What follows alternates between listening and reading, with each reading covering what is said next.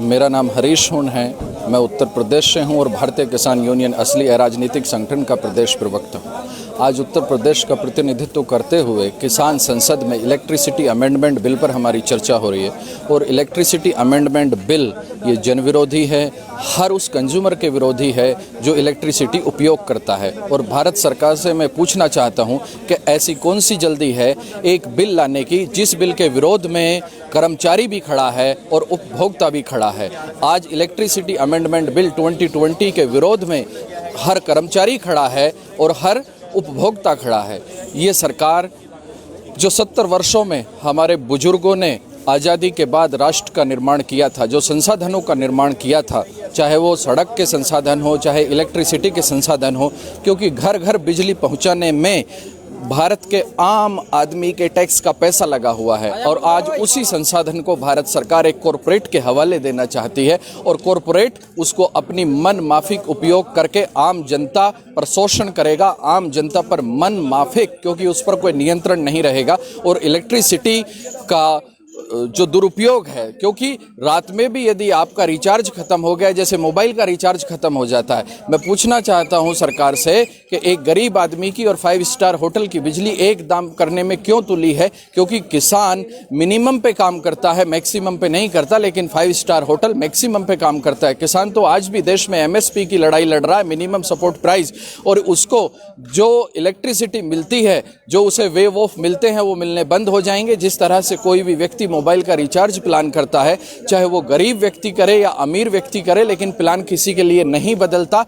आज मैं पूरे देशवासियों से ये भी कहना चाहता हूं कि जितने भी अमेंडमेंट ये सरकार आज कर रही है, ये दो लोगों को, पूरे देश को गिरवी रखना चाहती है। जन जन को इसकी आवाज़ उठानी होगी, हम सबको एक साथ आना होगा, क्योंकि इस समय देश की रोटी और देश की मूलभूत सुविधाएं दो कॉरपोरेट के हवाले हो रही हैं। जो भी बेसिक एसेंशियल वस्तुएं हैं, चाहे वो रोटी हो, चाहे वो इलेक्ट्रिसिटी हो, चाहे वो मोबाइल हो, चाहे शिक्षा हो, चाहे चिकित्सा हो, जब सब कुछ प्राइवेट हो जाएगा, 70 वर्षों में जो हमने राष्ट्र का निर्माण किया था उसका क्या होगा? 70 वर्षों में हमारे बुजुर्गों ने 1947 के बाद जो आज़ादी देकर टैक्स दिया, अपने राष्ट्र का निर्माण किया, लेकिन आज सरकार पूरे राष्ट्र को 2 आदमियों को सौंप रही है। हम ऐसा नहीं होने देंगे। हम इलेक्ट्रिसिटी अमेंडमेंट बिल का पुरजोर विरोध करते हैं और जब तक करते रहेंगे जब तक ये बिल खारिज नहीं हो जाते। उसी के साथ साथ जो खेती किसानी के कानून हैं, जैसे खाद्य पदार्थों में असीमित भंडारण की आज़ादी सरकार लेकर आई है, farmers produce trade and commerce. अब सरकार कहती है कि किसान अपनी फसल कहीं भी ले जाके बेच सकता है। मुझे शर्म आती है ऐसी सरकार पर। अरे क्या अब से पहले केरल का किसान दिल्ली में अपनी फसल नहीं बेच रहा था? क्या बिहार की लीची आज से पहले दिल्ली नहीं आ रही थी? क्या कश्मीर का सेब आज से पहले मुंबई नहीं जा रहा था? ये तो पहले से जा रहा था।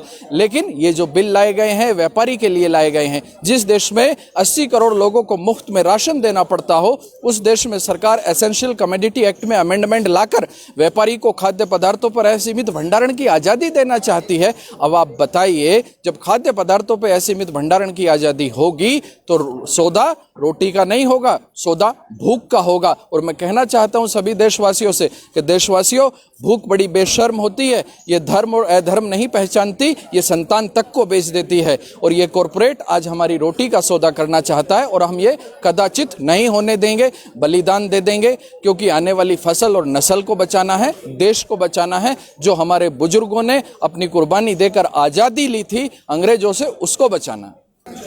मैं परमिंदर सिंह पंजाब तो हुशियारपुर जिला ਤੇ ਟੂਲ ਪਲਾਜ਼ਾ ਦਾ ਚੌਲ ਤੋਂ ਇੱਥੇ ਜੰਤਰ ਮੰਤਰ 'ਤੇ ਪਹੁੰਚੇ ਹਾਂ ਕਿਸਾਨ ਸੰਸਦ ਵਾਸਤੇ। ਤੇ ਇੱਥੇ ਅਸੀਂ ਮੋਦੀ ਸਰਕਾਰ ਨੂੰ ਕਹਿਣਾ ਚਾਹੁੰਦੇ ਹਾਂ ਕਿ ਜਿਹੜੇ 3 ਕਾਲੇ ਕਾਨੂੰਨ ਸੀ ਉਹ ਤਾਂ ਅਸੀਂ ਰੱਦ ਕਰਾਏ ਬਗੈਰ ਜਾਣਾ ਨਹੀਂ। ਸਾਡੀ ਇਹ ਜਿਹੜੀ ਅਣਖ ਦੀ ਲੜਾਈ ਆ, ਕਣਕ ਦੀ ਨਹੀਂ, ਕਣਕਾਂ ਝੋਨੇ ਵੇਚਣ ਦੀ ਨਹੀਂ, ਸਾਡੀ ਅਣਖ ਦੀ ਲੜਾਈ ਆ। 8 ਮਹੀਨੇ ਤੋਂ ਅਸੀਂ ਦਿੱਲੀ ਬੈਠੇ ਹਾਂ, 10 ਮਹੀਨੇ ਤੋਂ ਅਸੀਂ ਲਾਚੋਵਾਲ ਟੂਲ ਪਲਾਜ਼ੇ 'ਤੇ ਬੈਠੇ ਹਾਂ। ਤੇ ਸਾਡੀ ਅਣਖ ਦੀ ਲੜਾਈ ਆ। ਇਹ ਕਾਲੇ ਕਾਨੂੰਨ ਜਦੋਂ ਤੱਕ ਰੱਦ ਨਹੀਂ ਹੁੰਦੇ ਉਦੋਂ ਤੱਕ ਅਸੀਂ ਆਪਣਾ ਸੰਘਰਸ਼ ਨਹੀਂ ਪਿੱਛੇ ਹਟਾਂਗੇ। ਤੇ ਆ ਜਿਹੜਾ ਬਿਜਲੀ ਸੋਧ ਬਿੱਲ ਨੇ ਹੁਣ ਇਸ ਸੰਸਦ 'ਚ ਪਾਸ ਕਰਨਾ ਸੀ, ਇਹਦਾ ਅਸੀਂ ਪੁਰਜ਼ੋਰ ਵਿਰੋਧ ਕਰਦੇ ਹਾਂ, ਕਿਉਂਕਿ ਜਿਹੜਾ ਇਹ ਕਿਸਾਨ ਸੋਧ ਬਿੱਲ ਆ ਨਾ, ਇਹਦੇ ਵਿੱਚ ਪਹਿਲਾਂ ਸਾਡੇ ਪੰਜਾਬ ਦੇ ਵਿੱਚੋਂ ਬੋਰਡ ਖਤਮ ਕੀਤੇ। ਬੋਰਡ ਖਤਮ ਕਰਨ ਤੋਂ ਬਾਅਦ ਕਾਰਪੋਰੇਸ਼ਨਾਂ ਬਣਾਈਆਂ। ਕਾਰਪੋਰੇਸ਼ਨਾਂ ਖਤਮ ਕਰਕੇ ਹੁਣ ਇਹ ਆਪਣੇ ਸੈਂਟਰ ਦੇ ਹੱਥ ਵਿੱਚ ਬਿਜਲੀ ਦਾ ਸਾਰਾ ਕਾਰੋਬਾਰ ਲੈਣਾ ਚਾਹੁੰਦਾ ਆ।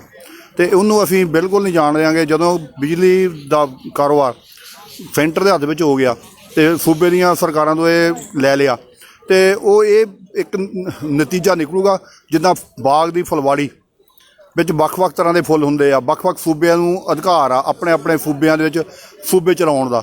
ਤੇ ਜਦੋਂ ਸੈਂਟਰ ਦੇ ਕੋਲ ਹੀ ਸਭ ਕੁਝ ਆ ਗਿਆ, ਇੱਕ ਫੁੱਲ ਬਣ ਗਿਆ, ਤੇ ਫਿਰ ਉਹ ਫੁੱਲਵਾੜੀ ਨਹੀਂ ਰਹਿਣੀ, ਉਹ ਫਿਰ ਇੱਕ ਇਹੀ ਫੁੱਲ ਰਹਿ ਜਾਣਾ ਆ।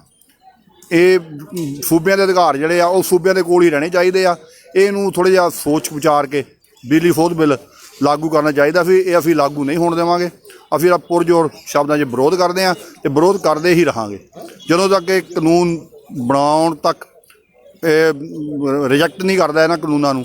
ਅਸੀਂ ਆਪਣਾ ਸੰਘਰਸ਼ ਜਾਰੀ ਰੱਖਾਂਗੇ। ਤੇ ਇੰਨਾ ਕੁਛ ਕਹਿੰਦਾ ਹੋਇਆ ਕਹਿੰਦਾ ਜਾਵੇਗਾ। ਵਾਹਿਗੁਰੂ ਜੀ ਕਾ ਖਾਲਸਾ, ਵਾਹਿਗੁਰੂ ਜੀ ਕੀ ਫਤਿਹ।